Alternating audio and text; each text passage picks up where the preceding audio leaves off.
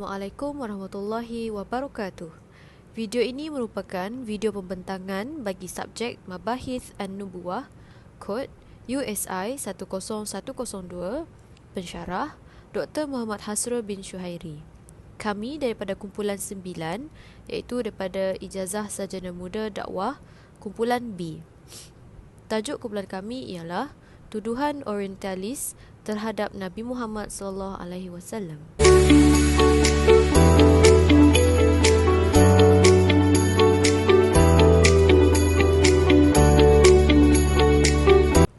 Saya akan membentangkan pengenalan bagi tajuk ini.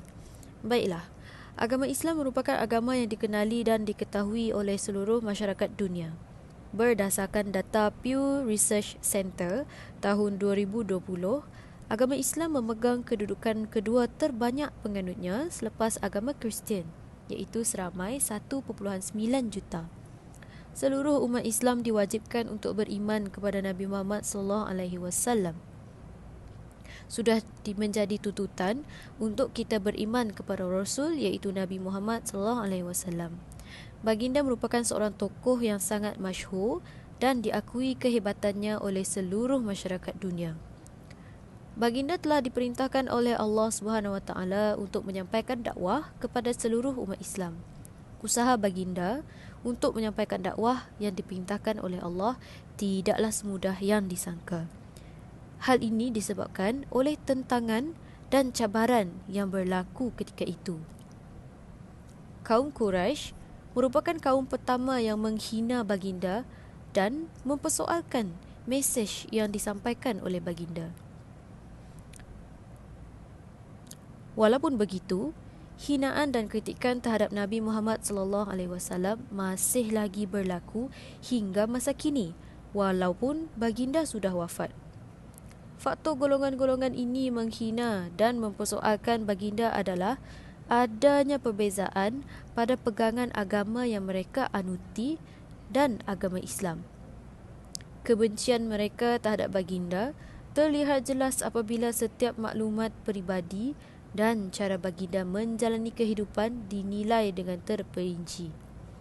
Philip K. Hitti dan Ignaz Goldziher merupakan orientalis barat yang telah melontarkan tuduhan yang melampau terhadap Nabi Muhammad SAW. Philip K. Hitti dan Ignaz Goldziher merupakan dua nama yang sangat popular dengan kritikan mereka, iaitu terhadap agama Islam, terutamanya terhadap Nabi Muhammad SAW. Antara kritikan negatif yang telah dilemparkan oleh Philip K. Hitti ialah baginda merupakan seorang penipu semata-mata. Seterusnya, Ignaz Goldziher. Beliau telah melemparkan tuduhan bahawa sunnah yang dibawa oleh Nabi Muhammad SAW adalah amalan kehidupan seharian masyarakat Arab jahiliyah pada ketika itu. Philip K. Hitti. Philip K. Hitti atau nama penuh ialah Philip Kurik Hitti yang dilahirkan di Shemlan, Lebanon pada 22 Jun 1886. Beliau meninggal pada 1978 di kota Princeton, New Jersey, US. Beliau juga menerima sarjana tokoh Islam yang memperkenalkan kajian budaya Arab ke Amerika Syarikat dan menganut agama Kristian. Beliau juga mendapatkan pendidikan di Seoul Arab dan American University of Beirut, Lebanon. Beliau juga pernah menjadi tenaga pengajar di sebuah universiti Amerika sebelum berpindah ke Columbia dan telah memperolehi PhD pada tahun 1915. Beliau juga seorang profesor sastra Arab dan seorang ketua di Jabatan Bahasa Oriental yang dipercayai oleh masyarakat antarabangsa sebagai pakar Islam yang terkenal di Barat kerana kepandaiannya. Beliau juga memberi banyak sumbangan dari segi kajian saintifik timur melalui karya yang ditulis berbagai ensiklopedia dan jurnal saintifik. Pada 1928, beliau ditawarkan jawatan di Universiti Princeton dan beliau bersara pada 1954. Setelah bersara, Philip K. Hitti secara rasmi telah menerima jawatan di Harvard sebagai dalam bidang sejarah Arab dan Timur Tengah serta pengajian Islam dan geografinya. Buku-buku ini juga memberitahu kita tentang asal-usul Islam dan kitarannya hingga abad pertengahan, jalan pemerintahannya, kerajaannya serta waktu kegemilangan dan kejatuhan secara terperinci. Seterusnya ialah Islam satu cara hidup atau dikenali sebagai Islam a way of life yang diterbitkan pada tahun 1970 yang mengesahkan tata cara hidup orang Islam yang mempunyai 3 aspek penting iaitu agama, politik dan adat sesuatu kaum. Dalam buku ini juga memberitahu agama Islam adalah agama yang mempunyai sistem kepercayaan dan amalan yang diturunkan kepada Nabi Muhammad SAW yang sudah tertulis dalam Al-Quran. Sejarah Yahudi dan Kristian juga berkait rapat dengan agama Islam. Philip K.Hitti juga mengeluarkan buku yang bertajuk Sejarah Berkaitan Tanah Arab, iaitu History of the Arabs pada tahun 1970, yang menceritakan tentang penafian tentera Arab yang dihancurkan oleh Charles Martel dengan menulis kisah baru sahaja meninggal dunia dan orang Arab lebih menyukainya. Dalam Islam, Al-Quran juga yang dinyatakan sebagai agama yang paling hampir dengan agama Yahudi dalam Perjanjian Lama. Tuduhan Philip terhadap Nabi Muhammad SAW. Philip K.Hitti menuduh Nabi Muhammad SAW sebagai seorang yang membawa agama yang tipu dan tidak jelas, malah menuduh Nabi bukan Nabi yang diwahyukan seperti Nabi terdahulu kala.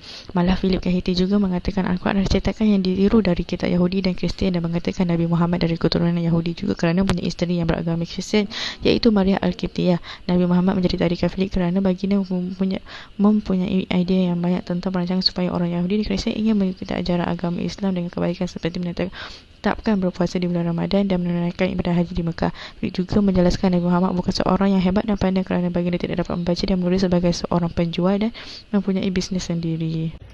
3. Penerangan untuk melawan tuduhan terhadap Philip menurut Islam dan pandangan ulama. Selepas satu karya K.Hitti iaitu Islam and the West, and Historical Cultural Survey pertengahan abad dulu sampai sekarang, Dr. Hitti menyembunyikan pelbagai hal mustahak berkaitan hubungan di antara Islam dan juga Barat, iaitu dua peradaban yang saling bertentangan. Pertama, Dr. Hitti telah menyebarkan fitnah bahawa Nabi Muhammad SAW adalah merupakan penipu yang pandai, iaitu fitnah orientalis terhadap Nabi Muhammad SAW. Fitnah tersebut yang dilontarkan adalah tentang kehidupan baginda yang memberi kesan kepada pembacanya bahawa dia bersungguh-sungguh merancang tulisan itu dengan teliti. Dalam konteks ini telah berlaku pelbagai kejadian setelah hijrah Nabi, namun Dr. Hitti masih lagi gagal melontarkan erti yang sebenar berdasarkan dari peristiwa hijrah tersebut. Yang kedua, menurut Dr. Hitti, sewaktu berada di Mekah, Nabi Muhammad SAW tidak kurang lebihnya dari seorang penerima wahyu yang menyebarkan suatu ilmuan. Ini kerana di Madinah, Nabi Muhammad SAW mengorganisasikan sebuah masyarakat yang bersatu padu menjadi orang-orang mukmin yang kuat, sehinggakan Nabi Muhammad SAW menterjemahkan ajarannya itu ke dalam kehidupan nyata supaya dapat mendirikan negara Madinah demi mengatur hubungan di antara sesama umat Islam dan urusan sesama Islam dengan umat bukan Islam. Dr. Hitti turut menyangkal bahawasanya pembacaan Al-Quran sangat sedikit mengenai fikiran oleh para pembacanya, serta beliau juga menafikan perkara berkaitan dengan kerasulan Nabi Muhammad SAW, serta dia tidak mengakui kebesaran Rasulullah. Walaupun sudah tertulis telah menunjukkan bahawa Rasulullah SAW telah mengubah kehidupan di dunia untuk sebahagian besar umat manusia secara terang-terangan serta mewujudkan rasa kasih sayang hingga akhir riwayat baginda SAW demi kesejahteraan seluruh umat manusia dalam jangka 15 abad. Beliau turut tegas tidak menyetujui adanya kesahihan moral dan spiritual Islam sebagai tarikan utama bagi umat manusia untuk bersatu memeluki Islam dan menjadi seorang Muslim. Beliau juga menolak secara tegas kelebihan yang ada pada Islam yang menurutnya unsur-unsur peradaban Semit, Yunani, Romawi dan India dengan perantaraan bahasa Arab tidak lebih dari penggabungan di antara yang tersebut. Demikian itu jelaslah Dr. Hitti menolak secara terang-terangan moral Islam sebagai tarikan utama bagi manusia bersatu untuk memeluk agama Islam serta menjadi seorang Muslim sekaligus. Dr. Hitti ingin menghapuskan dan menolak agama Islam melalui pelbagai cara penulisannya. Ignace Gottziher atau lebih dikenali sebagai Gottziher adalah seorang sarjana Hungaria dan orientalis barat yang dilahirkan daripada keluarga Yahudi dan beragama Islam. Beliau lahir pada tarikh 22 Jun 1850 di Székesfehérvár, Hungaria dan mati pada 13 November 1921 ketika berusia 71 tahun di Budapest. Ahli keluarga beliau yang terdiri daripada nenek dan moyangnya merupakan seorang tukang emas di Hamburg sekitar abad ke-16, manakala ayahnya menetap di kota seni, kemudian berhijrah ke Székesfehérvár. Ignace melanjutkan pendidikannya ke sekolah menengah pada 5 tahun pertama di sekolah Cistercian tempatan. Apabila perniagaan bapanya tidak berkembang, keluarganya berpindah ke Budapest pada tahun 1865 dan beliau menamatkan pengajian sekolah menengahnya di Calvinis. Sepanjang hidupnya, banyak karya ilmiah yang telah dihasilkan olehnya. Beliau banyak membahaskan permasalahan yang berkaitan Islam. Karya tersebut kebanyakannya dicetak dalam bahasa Jerman, Inggeris dan Perancis serta sebahagiannya dalam bahasa Arab. Antara karya yang paling berpengaruh daripada karya-karya tulisannya adalah buku yang berjudul Muhammad Nietzsche Studien yang menjadi sumber rujukan utama dalam penelitian hadis di Barat yang diterbitkan pada tahun 1889 hingga 1990. Karya ini diterjemahkan oleh pengajian Muhammadian dan menceritakan bab Muruwa Uddin serta perbezaannya. Muruwa mengkaji tentang perbezaan asas kerohanian dan kehidupan Arab pra-Islam dan kebajikan kesetia purba Arab pra-Islam, agama dan wahyu Allah. Seterusnya, karya Tagebush dengan tajuk terjemahan karya ialah Dari. Karya ini diterbitkan pada tahun 1978 dan ia menceritakan tentang kritikan dan makian yang melampau terhadap personaliti terkemuka dalam kalangan sosial dan intelektual Budapest dan Hungary. Ignaz mengkaji tentang agama dan adat Islam dan mengenai seseorang yang terkenal dalam menulis diari yang marah dan sedih yang nyata di Tagebush. Dan yang terakhir, karya Volesinian Uberden Islam. Terjemahan tajuk karya ini adalah Kuliah tentang Islam yang merangkumi 6 bab. Terdapat 3 tuduhan serta kritikan Ignaz tentang sunnah. Yang pertama, pandangannya tentang periwayatan hadis. Pertanyaan beliau tentang adakah penulisan itu dibuat oleh para sahabat ataupun mereka yang datang selepasnya atau lebih dikenali sebagai tabi'in. Yang kedua, pemalsuan hadis Nabi Muhammad SAW. Ignaz mendakwa Bani Umayyah mampu untuk memalsukan dan mencipta hadis. Dan pandangan yang terakhir ialah pandangan Ignaz terhadap sunnah. Menurut beliau, sunnah itu tidak boleh dipisahkan dengan kebiasaan masyarakat Arab jahiliah yang hidup pada masa zaman dahulu. Terdapat 3 respon masyarakat Islam terhadap kritikan Ignaz tentang Islam. Pembelaan Mustafa Azami terhadap pemalsuan hadis. Beliau menafikan bahawa Al-Quds, iaitu ibadah haji, dapat dilakukan. Penelitian hadis dilakukan secara sanad dan matan serta kritikan terhadap Sahih Bukhari menyebabkan umat Islam lebih rasa tersabar dan membuat kebangkitan. Jawapan Mustafa Azami tentang riwayat hadis. Masyarakat Arab bukanlah masyarakat yang mundur. Kebanyakan daripada mereka ramai yang pandai membaca dan menghafal. Kaedah hafalan yang digunakan oleh para sahabat bukanlah satu sekatan. Dan yang terakhir, menjawab kritikan terhadap sunnah Nabi. Sunnah adalah hadis, manakala hadis adalah ayat Al-Quran yang diterjemah ke dalam bentuk kehidupan. Al-Quran itu bersifat umum, oleh itu hadis adalah tafsiran ayat Al-Quran yang lebih jelas. Istilah sunnah dari pandangan ulama ada 4. Yang pertama, ulama fiqh. Ulama fiqh mengistilahkan sunnah seperti perkara sunat yang apabila dilakukan akan mendapat pahala dan meninggalkan sesuatu perkara tersebut tidak mendapat dosa. Ulama kalam pula berpendapat sunnah adalah antonim bagi bid'ah. Bid'ah adalah mereka yang berpaling daripada perbuatan sunnah. Yang ketiga, ulama usul fiqh. Ulama usul fiqh, sunnah adalah perbuatan, kata-kata dan takrir. Yang keempat adalah ulama hadis. Sunnah adalah perkara yang disandarkan kepada Rasulullah SAW dari perbuatan, perkataan, perakuan dan lain-lain sesudah dan sebelum baginda SAW dilantik menjadi Rasul. Hadis dan sunnah menurut Ignaz Goldziher. Yang pertama, bagi Ignaz Goldziher, hadis dan sunnah ni adalah 2 konsep yang berbeza, yang totally tak sama. Seterusnya, sunnah ni bagi Goldziher adalah suatu kebiasaan ataupun tradisi suci dari orang Arab. Hadis pula bagi Ignaz adalah dokumentasi dari sunnah, sesuatu yang dirakamkan oleh orang-orang lain daripada sunnah. Dari segi bahasa, hadis ialah berita secara lisan. Sunnah dari segi bahasa pula segala hal yang menjadi kebiasaan pada abad kedua di awal perkembangan Islam.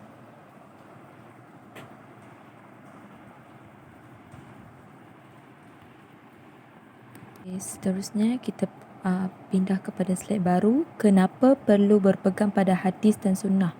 Hadis dan sunnah adalah salah satu sumber asas pegangan bagi umat manusia selepas Al-Quran. Seterusnya, Nabi Muhammad SAW, selain Nabi Muhammad SAW tinggalkan Al-Quran sebagai panduan dan pedoman untuk umat manusia, Nabi Muhammad SAW tinggalkan hadis dan sunnah untuk kita pegang, jadikan sebagai pegangan untuk kehidupan kita. Lepas tu seterusnya, rujukan untuk menyelesaikan pelbagai masalah yang berkaitan kehidupan. Sebab kenapa kita, antara sebab lain kenapa kita perlu pegang pada hadis dan sunnah adalah sebab kemampuan akal manusia ni terbatas. Jadi perlulah rujukan daripada Al-Quran dan As-Sunnah dan Al-Hadis. Okey, dalil yang berkaitan adalah taraktu fikum amraini. Untuk dalil yang berkaitan dengan tajuk ini adalah taraktu fikum amraini lan tadillu ma tamassaktum bihima kitaballah wa sunnatu nabihi. Maksudnya, aku tinggalkan kepada kamu dua perkara dan kamu tidak akan sesat selagi mana kamu berpegang dengannya, iaitu kitab Allah, iaitu Al-Quran, dan sunnah Nabi-Nya, iaitu sunnah Nabi Muhammad SAW. Hadis riwayat Imam Malik. Jadi sudah jelaslah kat sini bahawa Nabi berpesan jikalau kita umat Nabi Muhammad ni berpegang teguh kepada Al-Quran, hadis dan sunnah, insya-Allah kita tidak akan sesat dan akan berjaya jadi hamba yang baik dunia dan akhirat. Slide yang seterusnya, apa itu sunnah dan hadis menurut Islam? Pengertian sunnah adalah sirah ataupun perjalanan. Dari segi istilah pula, sesuatu yang bersumberkan kepada Nabi SAW, sama ada berupa perbuatan, perkataan, pengakuan dan sifat-sifat Nabi sebelum Nabi menjadi Rasul dan selepas Nabi menjadi Rasul sehingga baginda SAW wafat. Manakala hadis pula dari segi bahasa iaitu baharu atau khabar ataupun berita. Dari pengertian umum hadis ialah perkataan, perbuatan ataupun pengakuan dan sifat-sifat Rasulullah SAW. Dari segi istilah pula, hadis ialah segala sesuatu yang disandarkan kepada Nabi Muhammad SAW dari segi perkataan, perbuatan, takrir atau sifat sama ada fizikal, akhlak dan sirah sama ada selepas dan sebelum Nabi Muhammad SAW menjadi Rasulullah SAW. Akhir sekali, kesimpulan bagi tajuk ini ialah sebagai seorang umat Islam yang taat kepada Allah dan Rasul, sudah menjadi tanggungjawab kita untuk membanteras dan mencegah segala komen-komen yang dilemparkan oleh orang luar daripada mengotori agama Islam yang suci. Oleh itu, kita mestilah bersama-sama berganding bahu agar dapat menyampaikan kebenaran kepada masyarakat luar agar mereka tidak tertipu dan mempercayai fitnah-fitnah tersebut. Hal ini seiring dengan hadis Nabi Muhammad SAW yang diriwayatkan oleh Imam Bukhari, hadis yang bernombor 3461 dalam sahihnya, yang bermaksud, sampaikanlah kalian daripadaku walaupun sepotong ayat. Kesimpulannya, umat Islam sendirilah yang seharusnya memperbetulkan dan melawan segala perbahasan atau kritikan-kritikan buruk terhadap agama Islam daripada semakin berleluasa. Sekian itu sahaja daripada kumpulan kami. Wabillahi taufik wal hidayah. Wassalamualaikum warahmatullahi wabarakatuh.